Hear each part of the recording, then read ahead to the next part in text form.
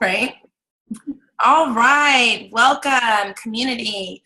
We are on for another Crushing Milspouse Influencer interview. And today we have Erica McMannes today. She is the creator and co-founder of Mad Skills.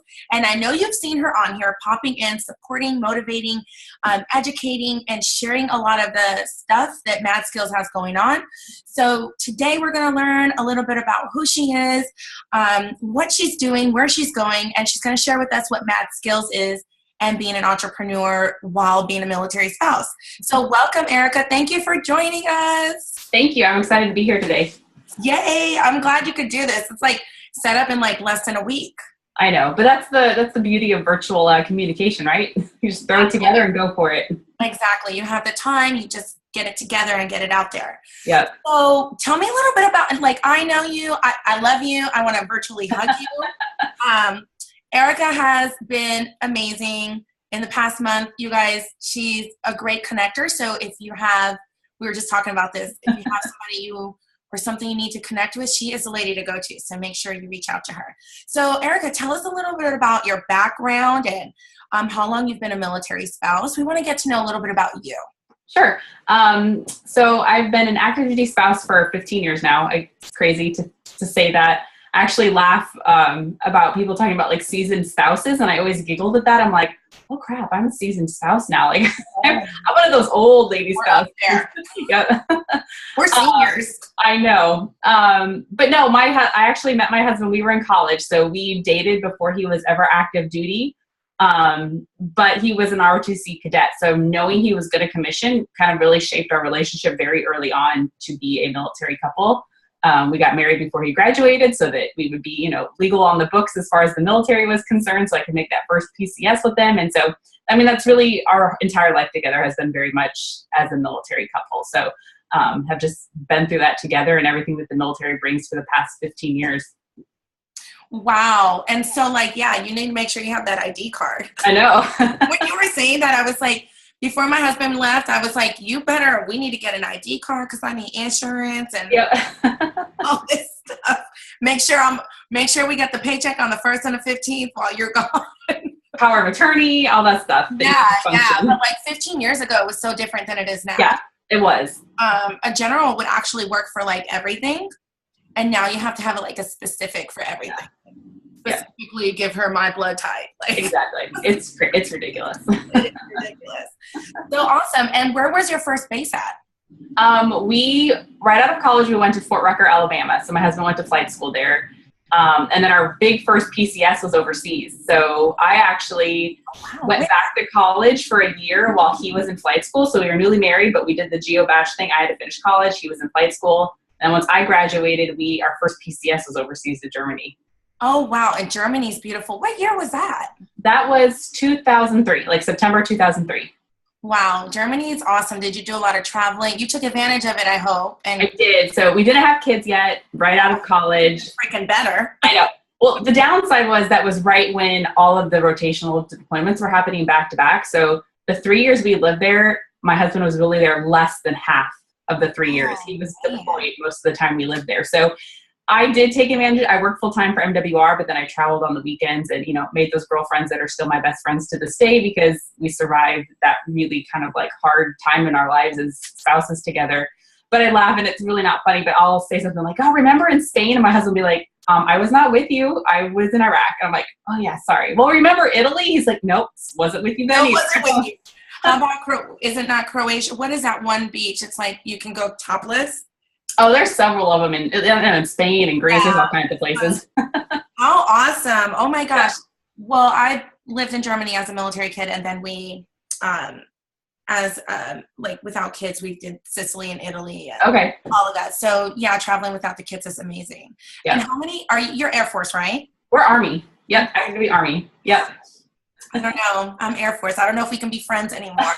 You know what, though? That is what I enjoy about the military spouse entrepreneur world is there's no introductions based on branch or rank, right? It's just, I'm like, I don't know who half of these people are that I'm actually like, I don't know what branch you're in. And I really enjoy that. I think it's a really cool way to connect with people outside of kind of the structure that can kind of hold us down. So exactly. I do too. And where are you at now?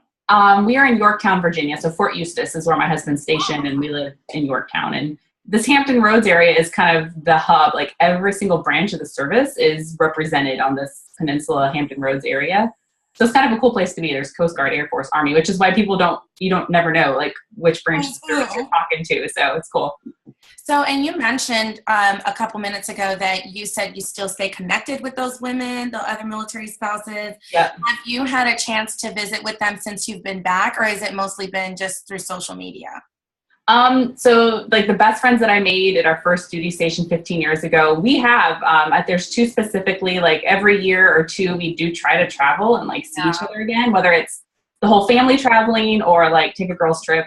And I'll say like, I mean, we have friends no matter where we've been, but like those first experiences as a spouse and going through all those deployments and the horrible things that happen in our community, like that's tight. Like those people will be part of your life forever. So. Forever. Isn't that crazy how sometimes it's a glue that you don't even know exists. And even if you're not apart, you're still like together. That's something I love about making friends in the community.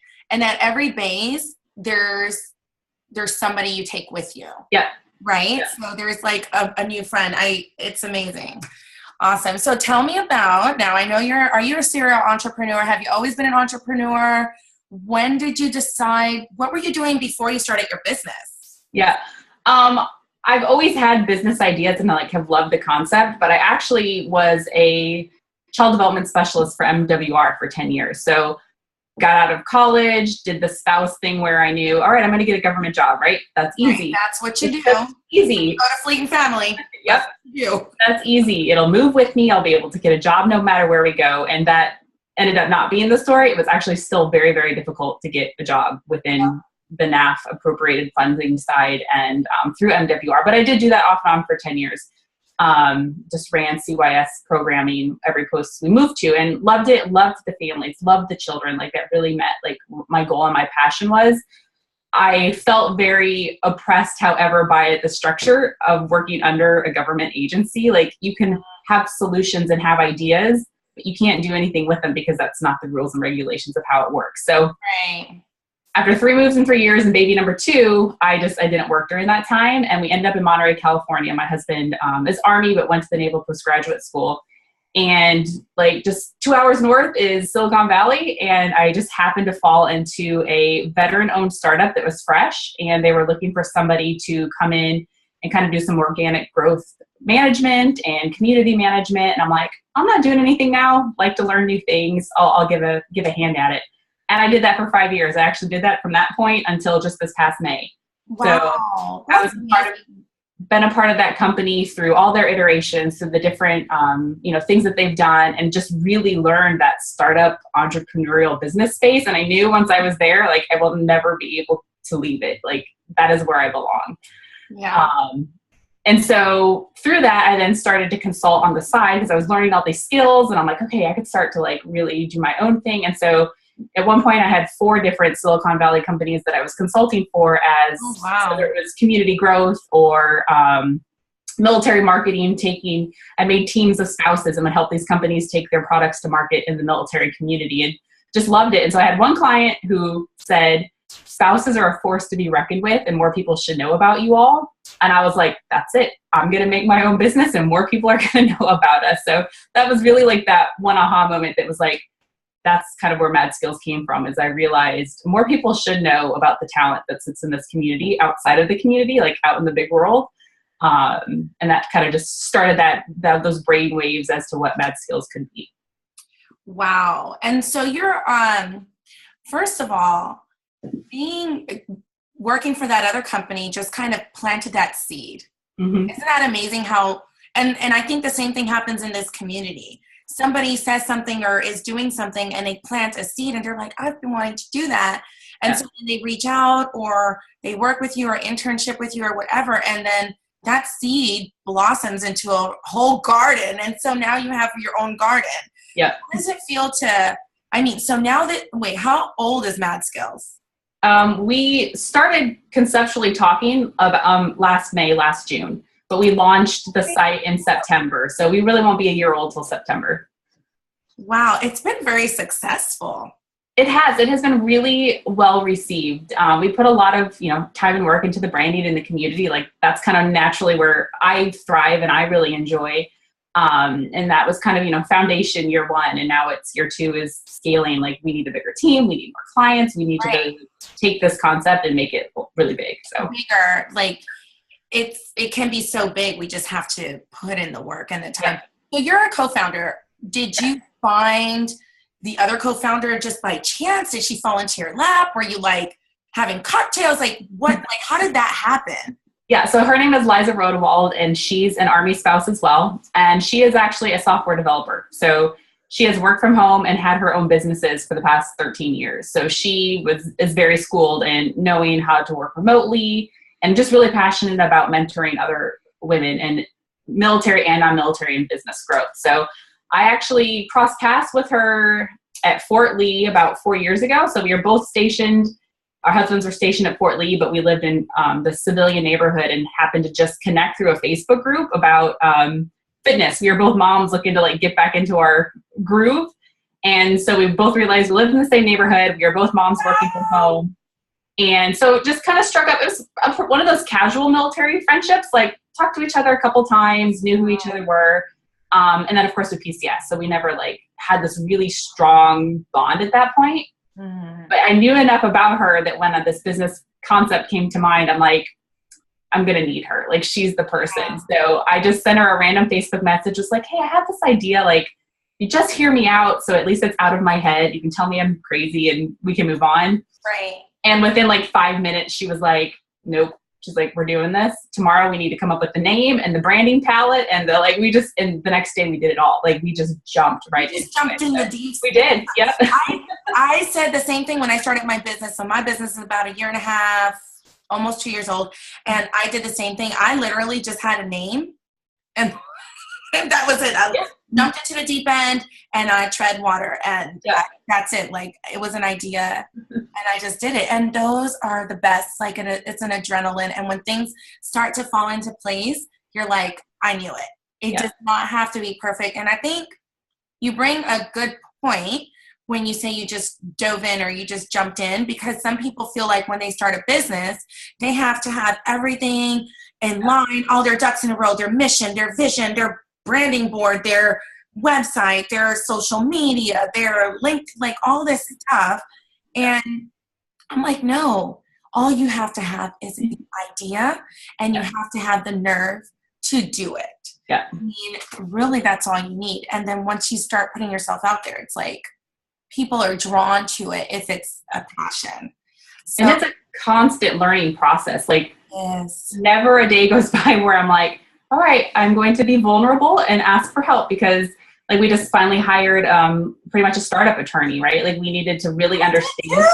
And huge move, right? To like lay all of your like nakedness out there and be like, all your business. I haven't done this. I don't know what this term means. Like I need help. And just learning constantly on how to run a business. Like there's so many components to it that you'll never know. If you try to do all that, you'll totally talk yourself out of it up front. No. And I've met people like that. And they're like, well, I don't really know this. And I'm like, it's okay. Yeah. You're really good at it. So just do it. Yeah. Everything else will happen. So. Yeah. And reach out and ask people that you see doing it or see who have learned it. And that's like why your group is so cool, because it's those communities and that's how you get to learn things, and that's how you get that mentorship to take you where you need to go. So right. And I think this community also, what I hope, I don't even know what to call it. Some people don't want to put it out there because they don't want to seem like they don't know what the hell they're doing. Right. You know what I mean? Like, so, but the truth is none of us know what we're doing 1,000%. Right. And we're all learning and we're all growing. We're all on different paths. Yeah. But we all have the same type of goal. Like we all want to be successful, want to have our passion. And so, it's all exciting. I love hearing other spouses say they just dove right into it, because when I hear spouses are like, well, I created this and that took me a year. I'm like, I feel like such a bad entrepreneur. So tell me a little bit about, okay, so now this baby, I'm calling it the baby. Yeah. It's almost a year old. Yeah. How has this transition been for your family now that you're working at home and doing the home thing and the work at home and like all of that? How does that work? Well, because I've been working from home for a while, like when I was doing the consulting and stuff, I was able to work from home, but I knew this was going to be like level up, right? Like this was going to be different. So before I actually talked to Liza last year, I said to my husband, have this crazy idea. I have a feeling it's going to kind of change the dynamic of what's happening, because I wasn't having to travel. I wasn't having to really put myself out there. I was just working from home.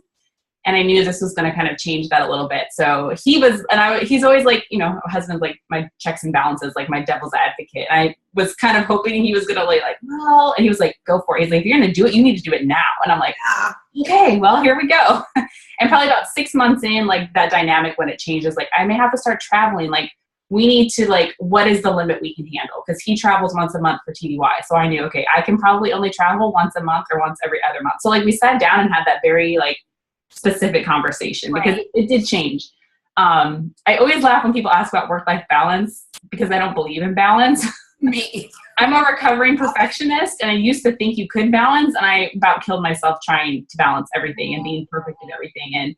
And really had to do a deep dive with personal development. And I don't know if you heard of Brene Brown and vulnerability. And anyway, it just taught me a lot about you can't be a perfectionist. You've got to lay it all out there if you really want to follow your goals and your passions. And so I'm a little bit weird, and I'm a very visual learner and very visual in concepts. So for me, balancing is kind of this, you ever been to IKEA and they have those modular units where you can put a block here and then you can put a block here and they move. Yeah. So that's how I visualize work life, family life, spiritual, whatever is important to you, those 4 or 5 things. And to me, they just move. So all right, today I've got work to do, everything else is here. And then family life will move. So it moves to me. It's all there at the same time because it's all important. Yes. But it just can kind of stack and move around differently. Mm-hmm. So that's just kind of the physical, mental way I've come to kind of cope with doing everything at the same time. Because you really have to understand where it all fits. Right. And tell me a little bit about the boundaries that you guys set for, work and family. Do you, for work and travel or date nights, what do you have set up to stay focused and on track? What do you do for that? We made a family Google Calendar. So anytime my husband gets new TDY orders, it goes in there immediately. I'm notified. I hate those things. I know. I do everything from doctor's appointments to kids' sports schedules to my work trips to really important work meetings where if you call me, I'm not going to answer the phone. So that communication is constant. Emails hey, remember we have this tonight, or so just basic family communication. Mm-hmm. But the travel is definitely once a month is the limit for me, because that requires extra childcare and just, also the priority. If his TDY falls at the same time that I have to do something, there's no choice really, right? TDY comes first, because that's just the life that we all live. So, and sometimes that's hard when you're given a really cool opportunity and you're oh, but I could, okay, I won't. It's just a give and take. Right. It is.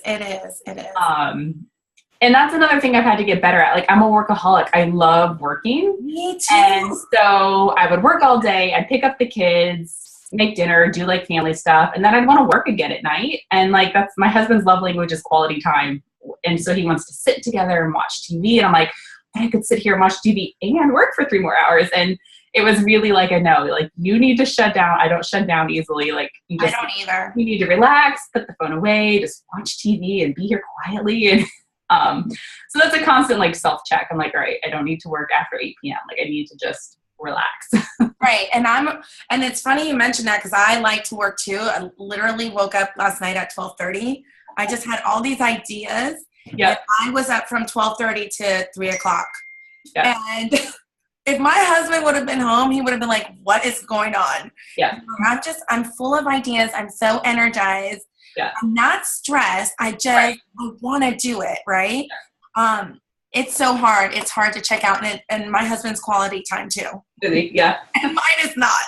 Yeah. So I think that's too funny. Tell me a little bit about the pitfalls you would advise spouses to avoid when trying to create a business or become an entrepreneur.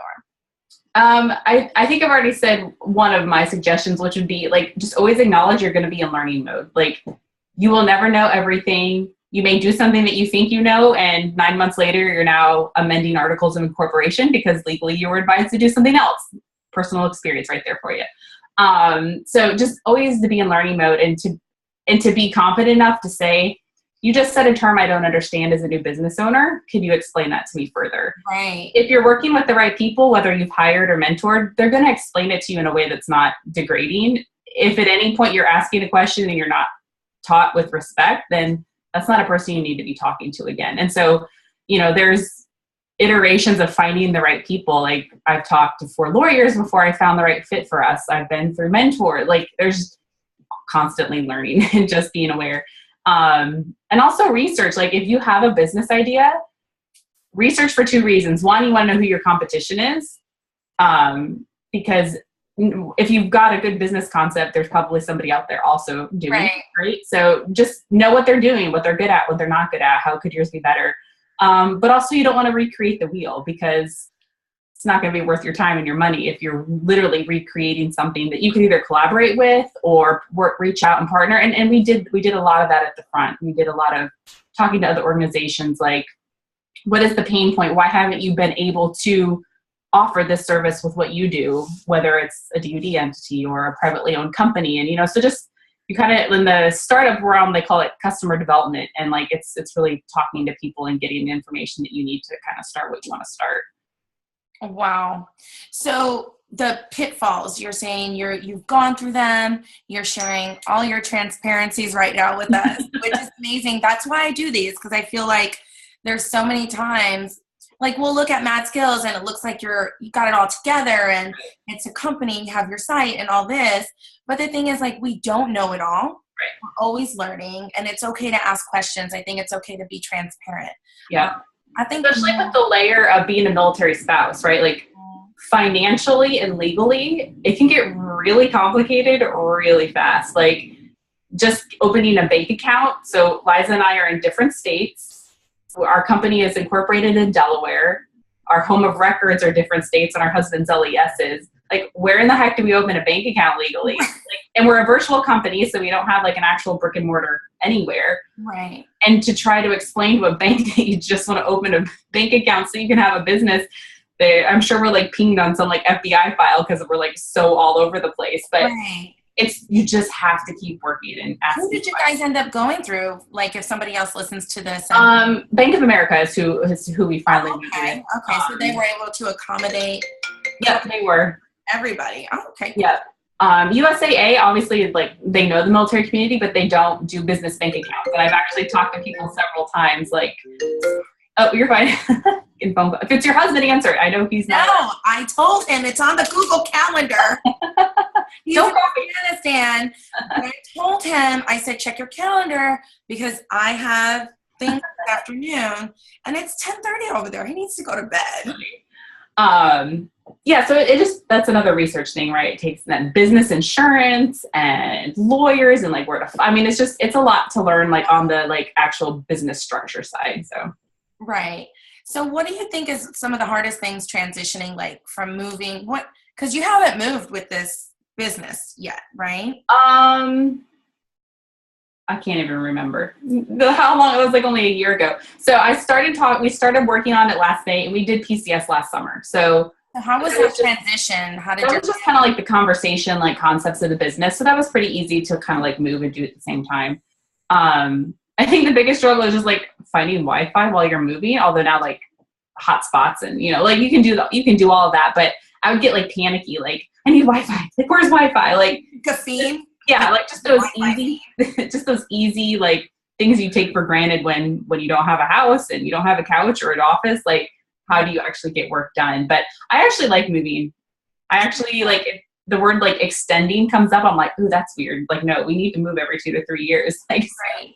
And so the transition for your family, like, now that they see you working, I mean, how does the structure look at home? Does everybody pitch in? How do the kids' activities look with work? How do you manage all that?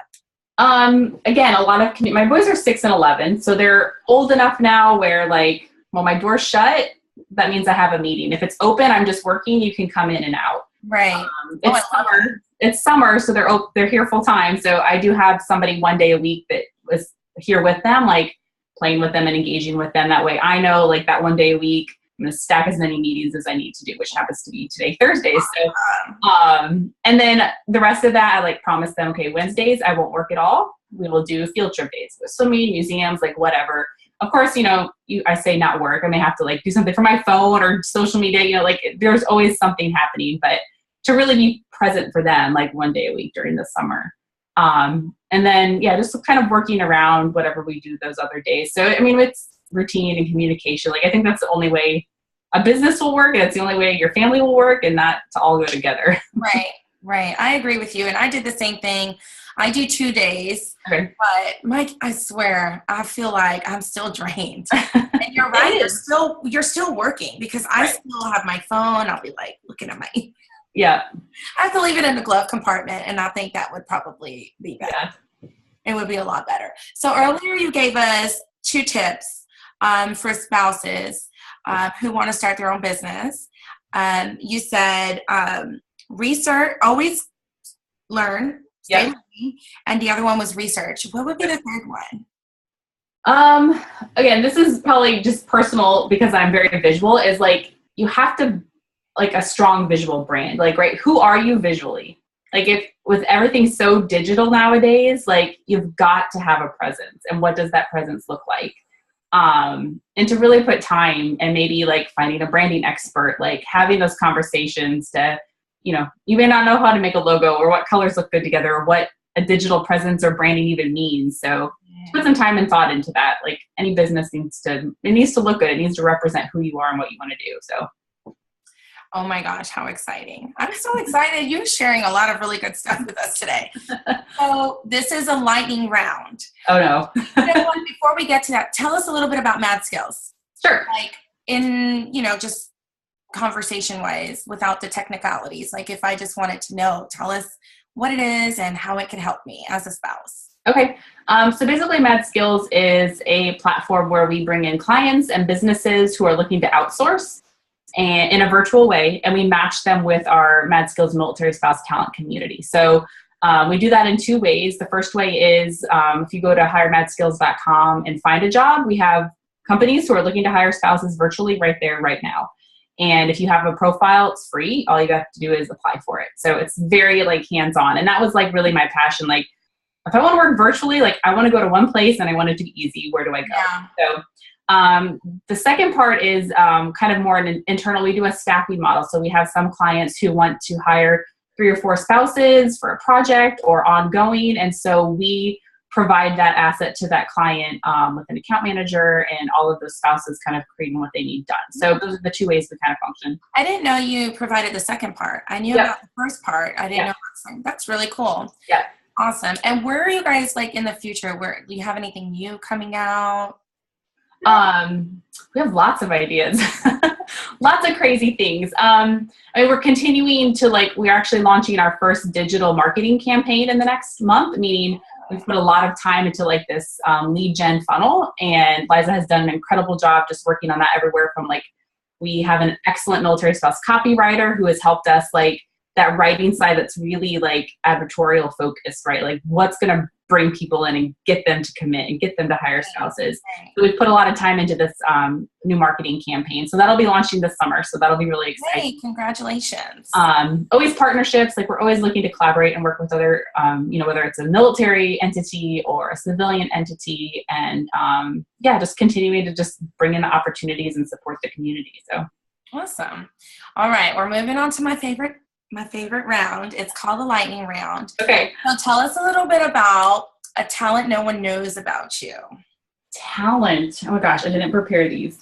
Okay, this is gonna be really weird. That's okay, because I'm just I always think outside the box. I really have a keen eye for vintage and antique pieces. And not furniture, weird things. I can just walk into a store or be I'm gonna stop by that place, and something will be there super cheap and super amazing. So I've actually done that for income. In some of the places we've lived, I've flipped items. I'd find them, they're worth money, and I would resell them. Or I've kind of hoarded and created these little antique and vintage collections of my own. So yeah. You're an antiquer, maybe. Is that? Yeah, I don't know. It's you weird. You go on the Antique Roadshow. No, oh my gosh. I could binge watch American Pickers. Really? Oh my gosh, that's awesome. I like to watch those too. I do get it. I'm just like, I don't think that's worth anything though. But that ends up being worth a lot of money. Yeah. All right. If you had a superpower, what would it be? Oh, what would my superpower be? I would like to have like a Matrix-esque ability. Like, again, with the business constant learning mode, like the ability just to like, beep, like understand the vesting and cap table of a C corporation. Like just business concepts that like take a lot of like focus to understand and be able to then articulate back, like just like an instant download. Oh my gosh, that would be good. You could take the red pill or the blue pill. I know. You would take, which pill was it? Was it the blue pill? I don't know. Whichever one brings me all the knowledge, I'll take it. Whichever one it was, you're going to take that one. What type of superhero would you be? I think I mentioned this when we kind of did when we were first on. I would be a matchmaker. That is probably the weirdest superhero in the world, but I love connecting people. And it even have it since I was a kid. Like I would think about actual like matchmaking. Like when I grow up, I'm going to find people who will love each other and be successful the rest of their life together. I love the concept of matchmaking. So it's been kind of cool to see, you think of Mad Skills, right? I'm matching companies who want military spouses. So I never put that together until recently. And then as you grow in business, like the ability to network and bring people together that will make both of them successful. So yeah, I would be a matchmaker, but I'm very introverted, which a lot of people don't get because I'm friendly, but I'm very introverted. So I always call myself like an introverted matchmaker. I don't know what my costume would look like, but I love matchmaking. I love it. Like a shield with like a heart. Like Cupid, but not really. I don't know. That would be funny. I love that. And you definitely are. I'm really excited. I have experienced her matchmaking skills. I'm curious. Get with her. Tell me a little bit about where we can find you, any projects or partnerships you have going on right now, or any giveaways, like anything you have going on. We want to hear about it. Sure. So our website is hiremadskills.com. And Mad Skills is not with a Z. It is with an S. We have people ask us that often. There is a rapper with Mad Skills with a Z. Yeah. So like it's funny. And when we were looking to like buy domains, we're like, nope, that's not going to work. So yeah, Mad Skills with an S, hiremadskills.com. We are on Facebook. We have a really interactive, we do a lot of Facebook Lives. We love like virtual communication. And that's facebook.com/hiremadskills. And then we're also on Twitter at @hire_madskills. So find us and follow us on any of those. You can always reach out via email. Our email address is on the website and also on all the social media. I'd say the only big thing we have coming up, we have an exclusive interview with a man named Leon Logothetis. And he is actually a Netflix celebrity. He has a series on Netflix right now called The Kindness Diaries. And Kindness? Yes, Kindness Diaries. Mm-hmm. And he is just an incredible guy. So through networking and matchmaking, and we were able to kind of have this virtual meetup with him. And he is it's incredible. And it's not really military spouse specific, not really employment specific. It's just being human and being kind. And that'll be on Monday morning, July 10th at 10 a.m. So we'll be on live on our Facebook page and get to do an interview with him. When is it again? You said July 10th? Yes, Monday morning, July 10th. Oh, make sure you put that on the Hustle and Flow. Okay, I will. I need a reminder on that one. That sounds exciting. And I think kindness needs to be given more. If we're not kind enough to each other or to ourselves, and I don't feel like we give enough grace to ourselves or to other people. Yeah. My word of the month actually is grace. Oh, cool. Because I knew this month was going to be crazy with the kids, and I always have that mom guilt if I have spent enough time with the kids and haven't done anything, and then I cry, and then I drink, and then I'm like, I did everything I could, and it's just like a whole bipolar thing going on. So, I mean, yeah, kindness is really cool. I'm excited about that. He is. He really embodies it, and I don't want to give too much away. I mean, watch it. Watch The Kindness Diaries. It's something you can watch with your family, which I thought was really cool. Like, it was neat. It's not a lot of things that I feel comfortable, like, sitting down and watching with my kids, but this is definitely a really cool. He literally travels around the globe and with no money. So whether he's filling up his gas tank, eating, or sleeping, and it's all on the kindness of strangers from LA across the world and back. Really? You know what? That's good. I want to do that because these kids be on their devices. Yeah. Watching the stupidest. Have you seen the little YouTube thing where you see kids playing? So instead of them playing, they're watching other people play. I'm like, I don't understand. Yeah. Stampy Cat and Squid and like all those people. Yeah. You have the same toys upstairs. Why don't you go play? Yeah. And then they'll do it, but then they want to record it. Yeah. Very interesting. The whole era is very, very interesting. Well, cool. I'm really excited. Thank you so much for joining us today. I can't wait to see what you and Liza and Mad Skills does for the community. We're excited that you're part of our community. And I'm so appreciative of you taking the time to chat with me in the middle of your crazy busy summer. No problem. It's my pleasure.